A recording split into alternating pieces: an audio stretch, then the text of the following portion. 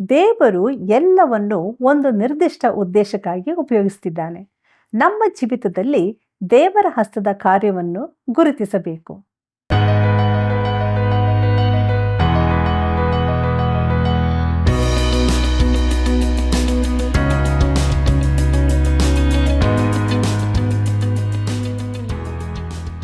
ಪ್ರಿಯ ಸ್ನೇಹಿತರೆ, ಸತ್ಯವೇದ ಅಧ್ಯಯನದ ಕಾರ್ಯಕ್ರಮಕ್ಕೆ ಪ್ರೀತಿಯ ಸುಸ್ವಾಗತ. ಪ್ರಲಾಪಗಳು ಪುಸ್ತಕದ ಇನ್ನೊಂದು ಕಾರ್ಯಕ್ರಮಕ್ಕೆ ನಾವು ಬಂದಿದ್ದೇವೆ. ನಮ್ಮ ಜೀವಿತದಲ್ಲಿ ಇತರರು ಪ್ರವೇಶಿಸಲು ದೇವರು ಯಾಕೆ ಬಿಡ್ತಾನೆ? ಶೋಕಗೀತೆಯ ಮುಖ್ಯ ಸಂದೇಶಗಳೇನು ಎಂಬುದನ್ನು ತಿಳಿದುಕೊಳ್ಳಬೇಕೋ? ಹಾಗಾದರೆ ಬನ್ರಿ, ನಮ್ಮನ್ನು ದೇವರಾತ್ಮನ ಹತೋಟಿಗೆ ಕೊಟ್ಟು ಆತನ ನಡೆಸುವಿಕೆಯಿಂದ ಅಧ್ಯಯನದಲ್ಲಿ ಮುಂದೆ ಸಾಗೋಣ. ಮನುಷ್ಯನ ಆತ್ಮವು ಯೆಹೋವನ ದೀಪವಾಗಿದೆ, ಅದು ಅಂತರಂಗವನ್ನು ಶೋಧಿಸುತ್ತದೆ. ಜ್ಞಾನೋಕ್ತಿಗಳು 20:27. ಆತ್ಮೀಯ ವೀಕ್ಷಕರೇ, ನಿಮಗೆಲ್ಲರಿಗೂ ತುಂಬು ಹೃದಯದ ವಂದನೆಗಳು. ಪ್ರಲಾಪಗಳು ಪುಸ್ತಕದ ಅಧ್ಯಯನದಲ್ಲಿ ನಾವು ಮುಂದೆ ಸಾಗುವಾಗ 2ನೇ ಅಧ್ಯಾಯವನ್ನು ನೋಡೋಣ. ಇದರ ಮುಖ್ಯ ಪ್ರಸ್ತಾಪ 2ನೇ ಶೋಕಗೀತೆ ಎಂಬುದಾಗಿದೆ. ಪ್ರಲಾಪಗಳು 2ನೇ ಅಧ್ಯಾಯ 5ನೇ ವಚನವನ್ನು ಗಮನಿಸಿರಿ. ಕರ್ತನು ವೈರಿಯಾಗಿ ಇಸ್ರಾಯೇಲನ್ನು ನುಂಗಿದ್ದಾನೆ, ಅದರ ಅರಮನೆಗಳನ್ನೆಲ್ಲ ತಿಂದುಬಿಟ್ಟು ಅದರ ಕೋಟೆ ಕೊತ್ತಲುಗಳನ್ನು ನಾಶ ಮಾಡಿದ್ದಾನೆ. ಯೆಹೂದ ಸೀಮೆಯಲ್ಲಿ ಅರಿಚಾಟ ಕಿರಿಚಾಟವನ್ನು ಹೆಚ್ಚಿಸಿದ್ದಾನೆ ಎಂಬುದಾಗಿ. ಪ್ರೀತಿಯುಳ್ಳ ದೇವಜನರೇ, ನೆಬೂಕದ್ನೆಚ್ಚರನು ಮಾಡಿದ ಕೆಲಸದ ಪೂರ್ಣ ಜವಾಬ್ದಾರಿಯನ್ನು ದೇವರೇ ವಹಿಸಿಕೊಂಡನು. ಯೆರೂಸಲೇಮ್ ನಗರಿಯನ್ನು ನಾಶ ಮಾಡಲು ದೇವರು ಸಮ್ಮತಿಸಿದನು. ದೇವರು ಅವನನ್ನು ಒಂದು ದಂಡವನ್ನಾಗಿ ಉಪಯೋಗಿಸಿದನು. ಅಶೂರ್ಯರನ್ನು ಇಸ್ರಾಯೇಲ್ಯರ ದಂಡನೆಗಾಗಿ ಉಪಯೋಗಿಸಿದ ಹಾಗೆ. ಪ್ರೀತಿಯುಳ್ಳ ಸ್ನೇಹಿತನೇ, ನಿನ್ನ ಜೀವಿತದಲ್ಲಿ ಕೆಲವರು ಪ್ರವೇಶಿಸುವುದಕ್ಕೆ ದೇವರು ಯಾಕೆ ಬಿಡುತ್ತಾನೆಂದು ನೀನು ಎಂದಾದರೂ ಯೋಚಿಸಿದ್ದೀಯಾ? ಕೆಲವರನ್ನು ನೀನು ಭೇಟಿಯಾಗದಿದ್ದರೇ ಒಳ್ಳೆಯದಿತ್ತು ಎಂದು ಯೋಚಿಸಿದ್ದೀಯೋ? ಕೆಲವರು ನಿನಗೆ ದುಃಖ ಕೊಟ್ಟವರು ಇರಬಹುದು, ಆದರೆ ಅದೆಲ್ಲವುದಕ್ಕೂ ಕೂಡ ಒಂದು ಉದ್ದೇಶವಿದ್ದುದಾಗಿದೆ. ದೇವರು ಎಲ್ಲವನ್ನು ಒಂದು ನಿರ್ದಿಷ್ಟ ಉದ್ದೇಶಕ್ಕಾಗಿ ಉಪಯೋಗಿಸಿದ್ದಾನೆ. ನಿನ್ನ ಜೀವಿತದಲ್ಲಿ ದೇವರ ಹಸ್ತದ ಕಾರ್ಯವನ್ನು ಗುರುತಿಸುವುದನ್ನು ಪ್ರಿಯ ಮಿತ್ರನೇ ನೀನು ಕಲಿತುಕೋ. ಮುಂದಕ್ಕೆ ನೋಡೋಣ. ಪ್ರಲಾಪಗಳು 2ನೇ ಅಧ್ಯಾಯ 7ನೇ ವಚನವನ್ನು. ಕರ್ತನು ತನ್ನ ಯಜ್ಞವೇದಿಯನ್ನು ತಿರಸ್ಕರಿಸಿ ತನ್ನ ಪವಿತ್ರಾಲಯಕ್ಕೆ ಅಸಹ್ಯಪಟ್ಟು ಚಿಯೋನಿನ ಅರಮನೆಗಳ ಗೋಡೆಗಳನ್ನು ಶತ್ರುವಶ ಮಾಡಿದ್ದಾನೆ. ಉತ್ಸಾಹ ದಿನದಲ್ಲಿ ಘೋಷಿಸುವಂತೆ ಶತ್ರುಗಳು ಯೆಹೋವನ ಮಂದಿರದಲ್ಲಿ ಜಯಘೋಷ ಮಾಡಿದ್ದಾರೆ ಎಂಬುದಾಗಿ. ಪ್ರೀತಿಯುಳ್ಳ ಸಹೋದರ ಸಹೋದರಿಯರೇ, ದೇವರು ಆಶೀರ್ವದಿಸಿದ್ದ ಆಲಯವು ಅದರ ನಿರ್ಮಾಣಕ್ಕಾಗಿ ಆತನೇ ಎಲ್ಲ ಸೂಚನೆಗಳನ್ನು ಕೊಟ್ಟಿದ್ದನು. ಒಂದು ಕಾಲದಲ್ಲಿ ಅಲ್ಲಿ ಆತನ ಪ್ರಸನ್ನತೆ ನೆಲೆಸಿತ್ತು, ಆದರೆ ಈಗ ನಾನು ಅದನ್ನು ಅಸಹ್ಯ ಪಡುತ್ತೇನೆಂದು ದೇವರು ಹೇಳುತ್ತಾನೆ. ಪ್ರೀತಿಯುಳ್ಳ ದೇವಜನರೇ, ದೇವಾಲಯಕ್ಕೆ ಹೋಗುವವರು ತಮ್ಮ ಜೀವಿತಗಳನ್ನು ಪರೀಕ್ಷಿಸಿಕೊಳ್ಳಬೇಕಾಗಿದೆ. ಪ್ರಿಯ ಮಿತ್ರನೇ, ನೀನು ದೇವಾಲಯಕ್ಕೆ ಹೋಗುವುದನ್ನು ದೇವರು ಮೆಚ್ಚುತ್ತಾನೋ ಇಲ್ಲವೇ ಅದರಿಂದ ಆತನ ಉದ್ದೇಶಗಳಿಗೆ ಕೆಡುಕಾಗುತ್ತದೋ? ನೀನು ಆಲಯಕ್ಕೆ ಹೋಗುವಾಗ ನಿನ್ನ ಮನಸ್ಥಿತಿ ಸರಿಯಾಗಿರುತ್ತದೋ ಇಲ್ಲವೇ ನೀನು ಗುಣುಗುಟ್ಟುವನಾಗಿರುತ್ತೀಯೋ? ನಮ್ಮನ್ನು ನಾವು ಪರೀಕ್ಷಿಸಿಕೊಳ್ಳಬೇಕು ಪ್ರಿಯರೇ. ಮುಂದಕ್ಕೆ ನೋಡೋಣ. ಪ್ರಲಾಪಗಳು 2ನೇ ಅಧ್ಯಾಯ 10ನೇ ವಚನವನ್ನು. ಚಿಯೋನ್ ನಗರಿಯ ಹಿರಿಯರು ನೆಲದಲ್ಲಿ ಮೌನವಾಗಿ ಕುಕ್ಕರಿಸಿದ್ದಾರೆ, ತಲೆಯ ಮೇಲೆ ಧೂಳನ್ನು ತೂರಿಕೊಂಡು ಗೋಣಿ ತಟ್ಟನ್ನು ಸುತ್ತಿಕೊಂಡಿದ್ದಾರೆ. ಯೆರೂಸಲೇಮಿನ ಯುವತಿಯರು ತಲೆಗಳನ್ನು ನೆಲಕ್ಕೆ ಬೊಗ್ಗಿಸಿದ್ದಾರೆ ಎಂಬುದಾಗಿ. ಪ್ರೀತಿಯುಳ್ಳ ಸಹೋದರ ಸಹೋದರಿಯರೇ, ಎಲ್ಲರೂ ಬಾಹ್ಯ ರೀತಿಯ ದುಃಖ ಪ್ರದರ್ಶನ ಮಾಡಿದರು, ಆದರೆ ಯೆರೆಮೀಯನಲ್ಲಾದ ಪರಿಣಾಮವನ್ನು ಯೋಚಿಸಿರಿ. ಪ್ರಲಾಪಗಳು 2ನೇ ಅಧ್ಯಾಯ 11ನೇ ವಚನವನ್ನು ಗಮನಿಸಿರಿ. ನೀರು ಸುರಿದು ಸುರಿದು ನನ್ನ ಕಣ್ಣು ಇಂಗಿ ಹೋಗಿದೆ, ನನ್ನ ಕರುಳು ಕುದಿಯುತ್ತದೆ. ನನ್ನ ಜನವೆಂಬ ಯುವತಿಯು ಹಾಳಾಗಿ ಮಕ್ಕಳು ಮರಿಗಳು ಪಟ್ಟಣದ ಚೌಕಗಳಲ್ಲಿ ಮೂರ್ಛೆ ಹೋದುದರಿಂದ ನನ್ನ ಕರುಳು ಕರಗಿದೆ ಎಂಬುದಾಗಿ. ಪ್ರೀತಿಯುಳ್ಳ ಸಹೋದರ ಸಹೋದರಿಯರೇ, ನನ್ನ ಕಣ್ಣು ಇಂಗಿ ಹೋಗಿದೆ ಎಂಬುದಾಗಿ ನೋಡುವಾಗ ಅವನು ಎಷ್ಟು ಅತ್ತನೆಂದರೆ ಕಣ್ಣೀರಿನಿಂದ ಅವನ ಕಣ್ಣು ಮಂಜಾಯಿತು. ನನ್ನ ಕರುಳು ಕುದಿಯುತ್ತದೆ ಎಂಬುದಾಗಿ ನೋಡುವಾಗ ಈ ಘಟನೆ ಅವನನ್ನು ಮುರಿಯಿತು. ಅವನ ಆರೋಗ್ಯವೂ ಹಾಳಾಯಿತು. ಅವನು ಅದನ್ನು ಅನುಭವಿಸಿದನು, ಅದರಿಂದ ಅವನ ಹೃದಯ ಒಡೆಯಿತು. ಪ್ರೀತಿಯುಳ್ಳ ದೇವಜನರೇ, ನಮ್ಮಲ್ಲಿ ಎಷ್ಟು ಮಂದಿ ದೇವರ ಕಾರ್ಯಗಳಲ್ಲಿ ನಮ್ಮನ್ನು ಸಂಪೂರ್ಣವಾಗಿ ತೊಡಗಿಸಿಕೊಂಡಿದ್ದೇವೆ? ನಮ್ಮ ಆರೋಗ್ಯ ಅದಕ್ಕಾಗಿ ಕೇಳುವುದಕ್ಕೆ ಬಿಡುತ್ತೇವೆಯೋ? ನಮ್ಮನ್ನು ದೇವರಿಗೆ ಈ ರೀತಿ ಬಿಟ್ಟುಕೊಡಲು ಸಿದ್ಧರಿದ್ದೇವೆಯೋ? ಮುಂದಕ್ಕೆ ನೋಡೋಣ. ಪ್ರಲಾಪಗಳು 2ನೇ ಅಧ್ಯಾಯ 15ನೇ ವಚನವನ್ನು. ಹಾದು ಹೋಗುವವರೆಲ್ಲರೂ ನಿನ್ನನ್ನು ನೋಡಿ ಚಪ್ಪಾಳೆ ಹೊಡೆಯುತ್ತಾರೆ. ಯೆರೂಸಲೇಮ್ ನಗರಿಯನ್ನು ಕಂಡು, ಆಹಾ, ಪರಿಪೂರ್ಣ ಸುಂದರಿ, ಸಮಸ್ತ ಲೋಕ ಸಂತೋಷಿಣಿ ಎನಿಸಿಕೊಳ್ಳುತ್ತಿದ್ದ ಪುರಿಯು ಇದೆಯೋ, ಚೀಚಿ ಎಂದು ತಲೆಯಾಡಿಸುತ್ತಾರೆ ಎಂಬುದಾಗಿ. ಕರ್ತನಲ್ಲಿ ಪ್ರಿಯರೇ, ಯೆರೂಸಲೇಮಿನ ದುರ್ಗತಿಗಾಗಿ ಬಾಹ್ಯ ವೈರಿಗಳು ಸಂತೋಷ ಪಡುತ್ತಾರೆ. ನಮಗೆ ಏನೂ ಅಲ್ಲದ ವಿಚಾರಗಳಲ್ಲಿ ನಾವು ಟೀಕಿಸುವವರಾಗಿರುವುದು ಬಹಳ ಸುಲಭ. ಪ್ರೀತಿಯುಳ್ಳ ದೇವಜನರೇ, ಮುಂದಕ್ಕೆ ನಾವು ಪ್ರಲಾಪಗಳ ಪುಸ್ತಕದ 3ನೇ ಅಧ್ಯಾಯವನ್ನು ನೋಡೋಣ. ಇದರ ಮುಖ್ಯ ಪ್ರಸ್ತಾಪ 3ನೇ ಶೋಕಗೀತೆ ಎಂಬುದಾಗಿದೆ. ಕರ್ತನಲ್ಲಿ ಪ್ರಿಯರೇ, ಈ ಚಿಕ್ಕ ಪುಸ್ತಕದಲ್ಲಿನ ಪ್ರತಿಯೊಂದು ಅಧ್ಯಾಯವೂ ಒಂದು ಕವಿತೆಯಾಗಿದೆ. ಇಬ್ರಿಯ ಅಕ್ಷರಮಾಲೆಯಲ್ಲಿ 22 ಅಕ್ಷರಗಳಿವೆ. ಈ ಪುಸ್ತಕದ ಪ್ರತಿಯೊಂದು ಅಧ್ಯಾಯದಲ್ಲೂ 22 ವಚನಗಳು ಜೋಡಣೆಯಾಗಿವೆ. ಆದರೆ ಈ ಅಧ್ಯಾಯದಲ್ಲಿ 66 ವಚನಗಳಿದ್ದು, ಅಂದರೆ ಪ್ರತಿ ಅಕ್ಷರಮಾಲೆಯ ಮೊದಲ ಅಕ್ಷರದಿಂದ ಆರಂಭವಾಗುವ 3 ವಚನಗಳಿರುತ್ತವೆ. ಪ್ರಲಾಪಗಳು 3ನೇ ಅಧ್ಯಾಯ ಮೊದಲಿನ 4 ವಚನಗಳನ್ನು ಗಮನಿಸಿರಿ. ಯೆಹೋವನ ರೌದ್ರದಂಡದ ಪೆಟ್ಟನ್ನು ತಿಂದವನು ನಾನೇ. ಆತನು ನನ್ನನ್ನು ಕರೆದುಕೊಂಡು ಹೋಗಿ ಬೆಳಕಿನಲ್ಲ ಕತ್ತಲೆಯಲ್ಲೇ ನಡೆಯ ಮಾಡಿದ್ದಾನೆ. ನಿಶ್ಚಯವಾಗಿ ಪದೇ ಪದೇ ದಿನವೆಲ್ಲ ನನ್ನ ಮೇಲೆ ಕೈ ಮಾಡುತ್ತಾ ಬಂದಿದ್ದಾನೆ. ನನ್ನ ಚರ್ಮ ಮಾಂಸಗಳನ್ನು ಕಂದಿಸಿ ನನ್ನ ಎಲುಬುಗಳನ್ನು ಮುರಿದು ಬಿಟ್ಟಿದ್ದಾನೆ ಎಂಬುದಾಗಿ. ಪ್ರೀತಿಯುಳ್ಳ ಸಹೋದರ ಸಹೋದರಿಯರೇ, ಈ ಯೆರೆಮೀಯನು ತುಂಬ ತೊಂದರೆಗಳನ್ನು ನೋಡಿ ಅವುಗಳನ್ನು ಅನುಭವಿಸಿಯೂ ಇದ್ದಾನೆ. ಯೆರೂಸಲೇಮಿನ ಕುರಿತಾದ ಚಿಂತೆಯಿಂದಾಗಿ ಅವನ ಆರೋಗ್ಯವು ಹಾಳಾಗಿದೆ. ತನ್ನ ಜನಾಂಗದ ದುರಾವಸ್ಥೆಯಿಂದಾಗಿ ಅವನಿಗೆ ನಿಜವಾಗಿ ದುಃಖ ಉಂಟಾಗಿತ್ತು. ನಾನು ಹಾಗೆ ಹೇಳಿದೆನಲ್ಲ ಎಂದುಕೊಂಡು ಅವನು ತಿರುಗಾಡಲಿಲ್ಲ. ಅವನು ನಿಜವಾಗಿ ಹೃದಯ ಒಡೆದವನಾಗಿದ್ದನು. ಮುಂದಕ್ಕೆ ನೋಡೋಣ. ಪ್ರಲಾಪಗಳು 3ನೇ ಅಧ್ಯಾಯ 21ನೇ ವಚನದಿಂದ 24ನೇ ವಚನದವರೆಗೆ. ಈಗಿರಲು ನಾನು ನಿನ್ನ ಕರುಣೆಯನ್ನು ನೆನಪಿಗೆ ತಂದುಕೊಳ್ಳುತ್ತೇನೆ, ಅದರಿಂದ ನನಗೆ ನಿರೀಕ್ಷೆ ಉಂಟಾಗುತ್ತದೆ. ನಾವು ಉಳಿದಿರುವುದು ಯೆಹೋವನ ಕರುಣೆಯೇ. ಆತನ ಕೃಪಾವರಗಳು ನಿಂತು ಹೋಗವು, ದಿನ ದಿನವೂ ಹೊಸ ಹೊಸದಾಗಿ ಒದಗುತ್ತವೆ. ನಿನ್ನ ಸತ್ಯ ಸಂಧತೆಯು ಎಷ್ಟೋ ದೊಡ್ಡದು. ಯೆಹೋವನೇ ನನ್ನ ಪಾಲು, ಆದ ಕಾರಣ ಆತನನ್ನು ನಿರೀಕ್ಷಿಸುವೆನು ಎಂದು ನನ್ನ ಅಂತರಾತ್ಮವು ಅಂದುಕೊಳ್ಳುತ್ತದೆ ಎಂಬುದಾಗಿ. ಪ್ರೀತಿಯುಳ್ಳ ದೇವಜನರೇ, ಈ ಕೊನೆಯ 3 ಅಧ್ಯಾಯಗಳಿಗೆ ಒಂದು ತಲೆಬರಹ ಕೊಡಬಹುದಾದರೆ ಅದು ನಾಳೆಗಳು ನಿನ್ನೆಗಳಾಗುವಾಗ ಎಂದು ಇರಬಹುದು. ಪ್ರಿಯರೇ, ಯೆರೆಮೀಯನು ಈಗ ಕಳೆದ ದಿನಗಳನ್ನು ಜ್ಞಾಪಿಸಿಕೊಳ್ಳುತ್ತಾನೆ. ಯೆರೂಸಲೇಮಿಗೆ ಬಂದ ದಂಡನೆಯನ್ನು ಅವನು ಮುಂತಿಳಿಸಿದ್ದನು ಮತ್ತು ಈ ಗೀತೆ ಬರೆಯುವಾಗ ಯೆರೆಮೀಯನು ಯೆರೂಸಲೇಮಿನ ನಾಶನದ ಅವಶೇಷಗಳಲ್ಲಿ ಕುಳಿತಿದ್ದಾನೆ. ಪ್ರಿಯರೇ, ಈ 5 ಶೋಕ ಗೀತೆಗಳಲ್ಲಿ ಈ ವಚನಗಳು ಮಾತ್ರವೇ ಉಲ್ಲಾಸದಾಯಕವಾಗಿವೆ. ನಾವು ಉಳಿದಿರುವುದು ಯೆಹೋವನ ಕರುಣೆಯೇ. ಆತನ ಕೃಪಾವರಗಳು ನಿಂತು ಹೋಗವು, ದಿನ ದಿನವೂ ಹೊಸ ಹೊಸದಾಗಿ ಒದಗುತ್ತವೆ. ನಿನ್ನ ಸತ್ಯ ಸಂಧತೆಯು ದೊಡ್ಡದು ಎಂಬುದಾಗಿ. ಪ್ರಿಯರೇ, ದೇವರ ಕಠಿಣ ದಂಡನೆಯ ಹೊರತಾಗಿಯೂ ಅನೇಕರು ಅದನ್ನು ಅತೀ ಕಠಿಣವೆಂದು ನೆನೆಸುತ್ತಾರೆ. ಮುಂದಕ್ಕೆ ನಾವು 4ನೇ ಅಧ್ಯಾಯವನ್ನು ನೋಡೋಣ. ಪ್ರಿಯರೇ, ಇದರ ಮುಖ್ಯ ಪ್ರಸ್ತಾಪ 4ನೇ ಶೋಕಗೀತೆ ಎಂಬುದಾಗಿದೆ. ಕರ್ತನಲ್ಲಿ ಪ್ರಿಯರೇ, ಈ 4ನೇ ಪ್ರಲಾಪವು ಧ್ಯಾನವಾಗಿರುತ್ತದೆ. ಯೆರೂಸಲೇಮಿನ ಅವಶೇಷ ಬೂದಿಗಳ ನಡುವೆ ಕುಳಿತುಕೊಂಡು ಯೆರೆಮೀಯನು ಪಟ್ಟಣದ ನಾಶನದ ಭಯಂಕರತೆಯನ್ನು, ನೆಬೂಕದ್ನೆಚ್ಚರನು ಜನರನ್ನು ಸೆರೆ ಒಯ್ದದ್ದನ್ನು ವಿವರಿಸುತ್ತಾನೆ. ಪ್ರೀತಿಯುಳ್ಳ ದೇವಜನರೇ, ಹಬಕ್ಕೂಕನು ಹೇಳಿದ್ದಾನೆ, ರೋಷಗೊಂಡಿದ್ದರೂ ಕರುಣೆಯನ್ನು ಚಿತ್ತಕ್ಕೆ ತಂದುಕೋ ಎಂಬುದಾಗಿ. ಹಬಕ್ಕೂಕನ ಪ್ರವಾದನೆ ಗ್ರಂಥ 3ನೇ ಅಧ್ಯಾಯ 2ನೇ ವಚನದಲ್ಲಿ ಇದನ್ನು ನಾವು ನೋಡುತ್ತೇವೆ. ದೇವರು ಕರುಣಾಮಯನಾಗಿರುವುದನ್ನು ಮರೆಯುವುದಿಲ್ಲ.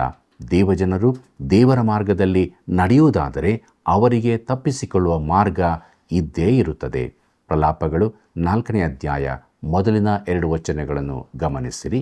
ಅಕಟ ಬಂಗಾರವು ಎಷ್ಟೋ ಮಸಕಾಯಿತು, ಚೊಕ್ಕ ಚಿನ್ನವು ಕಂದಾಗಿದೆಯಲ್ಲವೇ? ಪವಿತ್ರಾಲಯದ ಕಲ್ಲುಗಳು ಪ್ರತಿ ಬೀದಿಯ ಕೊನೆಯಲ್ಲಿ ರಾಶಿ ರಾಶಿಯಾಗಿ ಬಿದ್ದು ಬಿಟ್ಟಿವೆ. ಅಯ್ಯೋ, ಅಪರಂಜಿಯಷ್ಟು ಅಮೂಲ್ಯರಾದ ಚಿಯೋನಿನ ಪ್ರಜೆಗಳು ಕುಂಬಾರನ ಕೈಕೆಲಸದ ಮಣ್ಣು ಮಡಿಕೆಗಳೋ ಎಂಬಂತೆ ತಿರಸ್ಕರಿಸಲ್ಪಟ್ಟಿದ್ದಾರೆ ಎಂಬುದಾಗಿ. ಕರ್ತನಲ್ಲಿ ಪ್ರಿಯರೇ, ಯೆರೆಮೀಯನು ಚಿಯೋನಿನ ಯುವಕರನ್ನು ಬಂಗಾರಕ್ಕೆ ಹೋಲಿಸುತ್ತಿದ್ದಾನೆ. ಚಿನ್ನದ ಪಾತ್ರೆಗಳಂತಿದ್ದ ಯೆಹೂದದ ಯುವಕರು ಈಗ ಮಣ್ಣಿನ ಪಾತ್ರೆಗಳಂತಾಗಿದ್ದಾರೆ. ಅವರು ಒಡೆದು ಹೋದವರಾಗಿದ್ದಾರೆ. ಯುದ್ಧದ ಭಯಂಕರ ಪರಿಣಾಮ ಇದೇ ಆಗಿರುತ್ತದೆ. ಅದು ಒಂದು ದೇಶದ ಉತ್ತಮ ಯುವಕರನ್ನು ನಾಶ ಮಾಡಿಬಿಡುತ್ತದೆ. ಪ್ರೀತಿಯುಳ್ಳ ದೇವಜನರೇ, ನಾವು ನಮ್ಮನ್ನು ಅತಿಯಾಗಿ ಭಾವಿಸಿಕೊಳ್ಳಬಾರದೆಂದು ಅಪೊಸ್ತಲನಾದ ಪೌಲನು ಹೇಳುತ್ತಾನೆ. ಆ ರೀತಿ ನಾವು ಭಾವಿಸದಿರುವುದಾದರೆ ನಾವು ಕೇವಲ ಮಣ್ಣಿನ ಪಾತ್ರೆಗಳೆಂದು ನಾವು ತಿಳಿದುಕೊಳ್ಳುತ್ತೇವೆ. ಪ್ರೀತಿಯುಳ್ಳ ಸಹೋದರ ಸಹೋದರಿಯರೇ, ಕಾನಾ ಊರಿನ ಮದುವೆಯಲ್ಲಿ ಕರ್ತನು ಸೇವಕರೊಡನೆ ಒಳಗಿರಿಸಲಾಗಿದ್ದ ಹಳೆ ಪಾತ್ರೆಗಳನ್ನು ಹೊರಗೆ ತರಿಸಿದನು. ಅದರಿಂದಲೇ ಜನಸಂದಣಿಗೆ ದ್ರಾಕ್ಷಾರಸವನ್ನು ಒದಗಿಸಿದನು. ಅದನ್ನು ಆತನು ಉಪಯೋಗಿಸಬೇಕಾದರೆ ನೀರಿನಿಂದ ತುಂಬಿಸಬೇಕಾಯಿತು. ನೀರು ಅಂದರೆ ದೇವರ ವಾಕ್ಯ. ಪ್ರಿಯರೇ, ಹಳೇ ನೀರಿನ ಪಾತ್ರೆಗಳಾದ ನಾವು ದೇವರ ವಾಕ್ಯದಿಂದ ತುಂಬಿಸಲ್ಪಟ್ಟಾಗ ದೇವರು ನಮ್ಮನ್ನು ಉಪಯೋಗಿಸಬಲ್ಲನು. ನಮ್ಮನ್ನು ನಾವು ದೇವರ ಹಸ್ತಕ್ಕೆ ಕೊಟ್ಟವರಾಗಿ ಜೀವಿಸೋಣವೇ. ಮುಂದಕ್ಕೆ ನೋಡ್ರಿ, ಪ್ರಲಾಪಗಳು 4ನೇ ಅಧ್ಯಾಯ 4ನೇ ವಚನವನ್ನು. ಮೊಲೆ ಕೂಸಿನ ನಾಲಿಗೆಯು ದಾಹದಿಂದ ಸೇದಿ ಹೋಗಿದೆ, ಅನ್ನ ಬೇಕೆನ್ನುವ ಎಳೆಯ ಮಕ್ಕಳಿಗೆ ಯಾರೂ ಅನ್ನವಿಕ್ಕರು ಎಂಬುದಾಗಿ. ಪ್ರೀತಿಯುಳ್ಳ ಸಹೋದರ ಸಹೋದರಿಯರೇ, ನೆಬೂಕದ್ನೆಚ್ಚರನು ಯೆರೂಸಲೇಮಿಗೆ ಮುತ್ತಿಗೆ ಹಾಕಿದ್ದು ಅತಿ ಭಯಂಕರವಾದದ್ದಾಗಿತ್ತು. ನಗರದೊಳಗಿನ ಜನರು ಕಷ್ಟಕ್ಕೊಳಗಾದರೂ ಶರಣಾಗತರಾಗುವ ಬದಲು ಅವರು ಹಠದಿಂದಿದ್ದರು. ಅವರ ಮಕ್ಕಳು ಸಾಯುವುದನ್ನು ಅವರೇ ನೋಡಬೇಕಾಯಿತು. ಮುಂದಕ್ಕೆ ನೋಡ್ರಿ, ಪ್ರಲಾಪಗಳು 4ನೇ ಅಧ್ಯಾಯ 5ನೇ ವಚನವನ್ನು. ಮೃಷ್ಟಾನ್ನವನ್ನು ಉಣ್ಣುತ್ತಿದ್ದವರು ಬೀದಿಗಳಲ್ಲಿ ದಿಕ್ಕೆಟ್ಟು ಅಲೆಯುತ್ತಾರೆ. ಚಿಕ್ಕತನದಿಂದಲೂ ಸಕಲಾತಿಯನ್ನು ಒದೆಯುತ್ತಿದ್ದವರಿಗೆ ತಿಪ್ಪೆಗಳನ್ನು ಅಪ್ಪಿಕೊಳ್ಳುವ ಗತಿ ಬಂತು ಎಂಬುದಾಗಿ. ಪ್ರೀತಿಯುಳ್ಳ ಸಹೋದರ ಸಹೋದರಿಯರೇ, ಅವರು ಸುಖಭೋಗದಲ್ಲಿ ಜೀವಿಸಿದ್ದರು. ದೊಡ್ಡ ದೊಡ್ಡ ವ್ಯಾಪಾರ ಮಳಿಗೆಗಳನ್ನು ಹೊಂದಿದ್ದರು. ಆದರೆ ಈಗ ಆ ಮಳಿಗೆಗಳೆಲ್ಲ ಖಾಲಿಯಾಗಿ ನಿಂತಿವೆ. ಹಿಂದಿನ ಯಾವ ಅನುಕೂಲತೆಗಳು ಈಗ ಇರುವುದಿಲ್ಲ. ಪ್ರೀತಿಯುಳ್ಳ ಸ್ನೇಹಿತನೇ, ನೀನು ವಾಸಿಸುವ ಸ್ಥಳಕ್ಕೆ ಏನಾಗಬಹುದೆಂದು ಎಂದಾದರೂ ಯೋಚಿಸಿದ್ದೀಯಾ?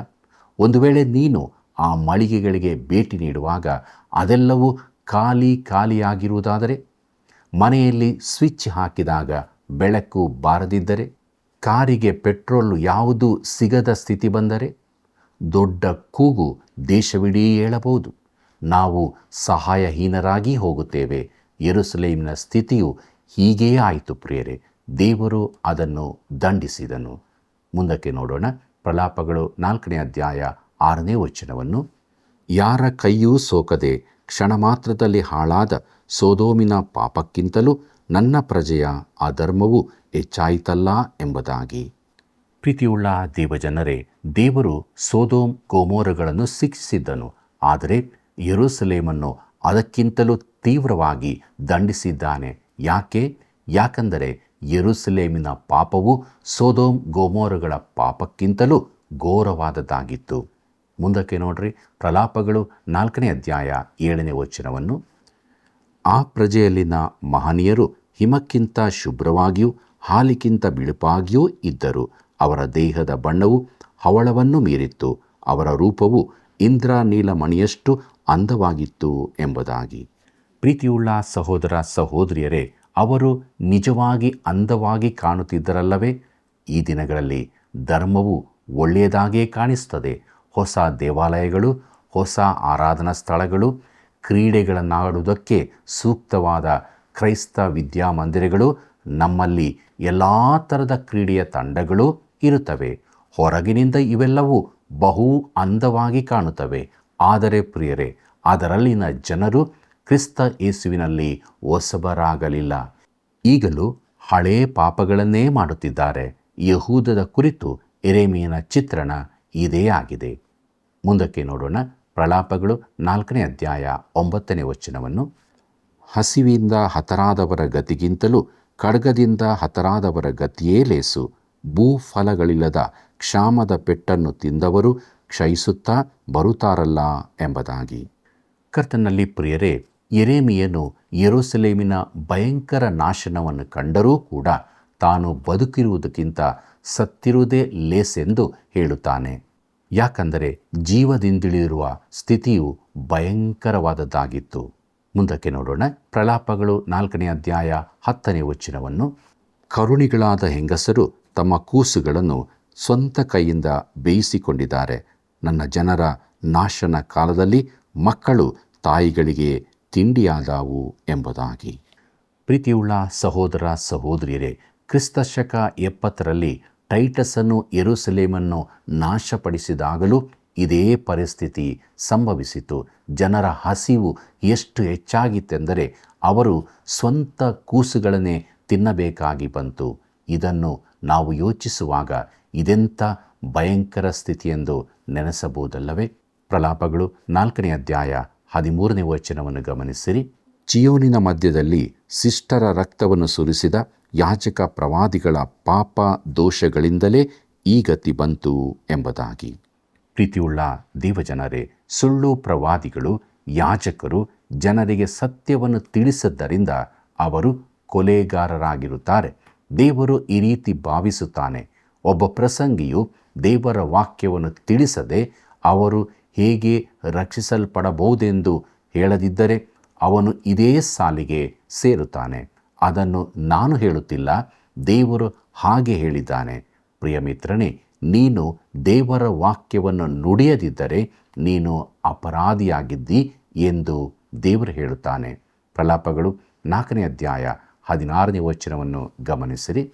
ಯೆಹೋವನ ಉಗ್ರ ದೃಷ್ಟಿಯು ಅವರನ್ನು ಚದರಿಸಿದೆ, ಆತನು ಇನ್ನೂ ಕಟಾಕ್ಷಿಸನು. ಅವರು ಯಾಜಕರಾದರೇನು, ಅವರಿಗೆ ಮರ್ಯಾದೆ ತಪ್ಪಿದೆ. ವೃದ್ಧರಾದರೇನು, ಯಾರೂ ಅವರನ್ನು ಕರುಣಿಸರು ಎಂಬುದಾಗಿ. ಕರ್ತನಲ್ಲಿ ಪ್ರಿಯರೇ, ದೇವರ ವಾಕ್ಯವನ್ನೇ ತಿಳಿಸುತ್ತಿದ್ದ ಯಾಜಕರನ್ನು ಜನರು ಲಕ್ಷಿಸಲಿಲ್ಲ. ಯೆರೆಮೀಯನು ದೇವರ ಪ್ರವಾದಿಯಾಗಿದ್ದನು, ಆದರೆ ಜನರು ಅವನಿಗೂ ಗಮನ ಕೊಡಲಿಲ್ಲ. ಇದಕ್ಕಾಗಿ ದೇವರು ಅವರನ್ನು ಶಿಕ್ಷಿಸಿದನು. ಪ್ರಲಾಪಗಳು 4ನೇ ಅಧ್ಯಾಯ 17ನೇ ವಚನವನ್ನು ನೋಡೋಣ. ನಮಗೆ ಬರತಕ್ಕ ಸಹಾಯವನ್ನು ವ್ಯರ್ಥವಾಗಿ ಎದುರು ನೋಡಿ ನೋಡಿ ಕಣ್ಣು ಮೊಬ್ಬಾಯಿತು. ನಮ್ಮನ್ನು ಉದ್ಧರಿಸಲಾರದ ಜನಾಂಗದ ಆಗಮನವನ್ನು ನಮ್ಮ ಕೋವರದಲ್ಲಿ ಕಾದುಕೊಂಡಿದ್ದೇವಲ್ಲ ಎಂಬುದಾಗಿ.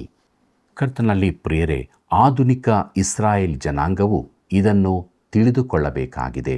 ಯೆಹೂದವು ಐಗುಪ್ತದ ಕಡೆಯಿಂದ ಸಹಾಯ ನಿರೀಕ್ಷಿಸಿದ್ದು ತಪ್ಪು ಎಂದು ದೇವರು ಹೇಳುತ್ತಾನೆ. ಯಾಕಂದರೆ ಐಗುಪ್ತವು ಅವರಿಗೆ ಸಹಾಯಕನಾಗಿರದೆ ಶತ್ರು ರಾಷ್ಟ್ರವಾಗಿದೆ. ನಮಗೆ ಅನೇಕ ವರ್ಷಗಳ ಹಿಂದೆ ಅವರೇ ಕೊಟ್ಟ ದೇವರ ವಾಕ್ಯವನ್ನು ಅವರಿಗೆ ಕೊಡಬೇಕಾಗಿದೆ. ಪ್ರಲಾಪಗಳು 4ನೇ ಅಧ್ಯಾಯ 20ನೇ ವಚನವನ್ನು ಗಮನಿಸಿರಿ. ಅಲ್ಲಿ ನಾವು ಹೀಗೆ ನೋಡುತ್ತೇವೆ. ಯಾವನು ನಮಗೆ ಜೀವಶ್ವಾಸವೋ, ಯಾವನು ಯೆಹೋವನ ಅಭಿಷಿಕ್ತನೋ, ಯಾವನನ್ನು ಆಶ್ರಯಿಸಿ ಜನಾಂಗಗಳ ಮಧ್ಯದಲ್ಲಿ ಉಳಿಯುವೆವು ಎಂದು ನಾವು ನಂಬಿಕೊಂಡಿದ್ದೇವೋ ಅವನು ಅವರ ಗುಂಡಿಗಳಲ್ಲಿ ಸಿಕ್ಕಿಬಿದ್ದನು ಎಂಬುದಾಗಿ. ಕರ್ತನಲ್ಲಿ ಪ್ರಿಯರೇ, ಈ ಜನರ ಈಗಿನ ಸ್ಥಿತಿಯನ್ನು ತೋರಿಸುವ ಎಂಥ ಚಿತ್ರಣ ಇದಾಗಿದೆಯಲ್ಲವೇ? ಅವರು ಅನ್ಯ ಜನರೊಳಗೆ ಚದುರಿಸಲ್ಪಟ್ಟಿದ್ದಾರೆ. ಮುಂದಕ್ಕೆ ನೋಡೋಣ. ಪ್ರಲಾಪಗಳು 4ನೇ ಅಧ್ಯಾಯ 22ನೇ ವಚನವನ್ನು. ಚಿಯೋನೆಂಬ ಯುವತಿಯೇ, ನಿನ್ನ ದೋಷ ಫಲವೆಲ್ಲ ಅನುಭವಿಸಿ ತೀರಿತು. ಯೆಹೋವನು ನಿನ್ನನ್ನು ಇನ್ನೂ ಸೆರೆಗೆ ಒಯ್ಯನು. ಏದೋಮೆಂಬ ಯುವತಿಯೇ, ನಿನ್ನ ದೋಷದ ನಿಮಿತ್ತ ಯೆಹೋವನು ನಿನ್ನನ್ನು ದಂಡಿಸಿ ನಿನ್ನ ಪಾಪಗಳನ್ನು ಬಯಲಿಗೆ ತರುವನು ಎಂಬುದಾಗಿ. ಪ್ರೀತಿಯುಳ್ಳ ದೇವಜನರೇ, ದಂಡನೆಯ ಬಳಿಕ ದೇವರು ಅವರನ್ನು ಸ್ವದೇಶದಲ್ಲಿ ಶಾಶ್ವತವಾಗಿ ಸ್ಥಾಪಿಸುತ್ತೇನೆಂದು ದೇವರು ವಾಗ್ದಾನ ಮಾಡಿದ್ದಾನೆ. ಮುಂದಕ್ಕೆ ನಾವು ಪ್ರಲಾಪಗಳು ಪುಸ್ತಕದ 5ನೇ ಅಧ್ಯಾಯವನ್ನು ನೋಡೋಣ. ಮುಖ್ಯ ಪ್ರಸ್ತಾಪ 5ನೇ ಶೋಕ. ಪ್ರೀತಿಯುಳ್ಳ ಸಹೋದರ ಸಹೋದರಿಯರೇ, ಈ 5ನೇಯ ಹಾಗೂ ಕೊನೆಯ ಪ್ರಲಾಪವು ಯೆರೆಮೀಯನ ಪ್ರಾರ್ಥನೆಯಾಗಿರುತ್ತದೆ. ಪ್ರಲಾಪಗಳು 5ನೇ ಅಧ್ಯಾಯ 1ನೇ ವಚನವನ್ನು ಗಮನಿಸಿರಿ. ಯೆಹೋವನೇ, ನಮಗಾದ ದುರ್ಗತಿಯನ್ನು ಚಿತ್ತೆಗೆ ತಂದುಕೋ, ನಾವು ಗುರಿಯಾಗಿರುವ ದೂಷಣೆಯನ್ನು ದೃಷ್ಟಿಸಿ ನೋಡು ಎಂಬುದಾಗಿ. ಪ್ರೀತಿಯುಳ್ಳ ದೇವಜನರೇ, ಜನಾಂಗಗಳ ನಡುವೆ ತನಗಿದ್ದ ಘನತೆ ಮರ್ಯಾದೆಗಳನ್ನು ಯೆಹೂದವು ಕಳೆದುಕೊಂಡಿದೆ. ಪ್ರಲಾಪಗಳು 5ನೇ ಅಧ್ಯಾಯ 11ನೇ ವಚನದಿಂದ 13ನೇ ವಚನದವರೆಗೆ ಗಮನಿಸಿರಿ. ಚಿಯೋನಿನ ಸತಿಯರನ್ನು, ಯೆಹೂದ ಊರುಗಳ ಯುವತಿಯರನ್ನು ಕೆಡಿಸಿದರು.